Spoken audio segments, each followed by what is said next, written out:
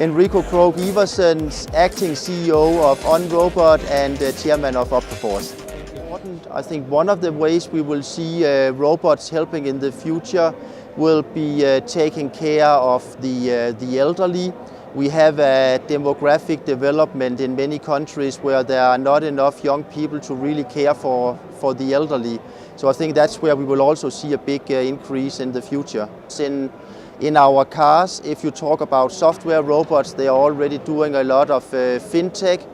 I think in the future it will become even more important. I don't think we will be confused, but I think that we will very slowly, step by step, we will use robotic technology to optimize humans. Basically, you can say today you wear glasses if you have a problem with your eyesight.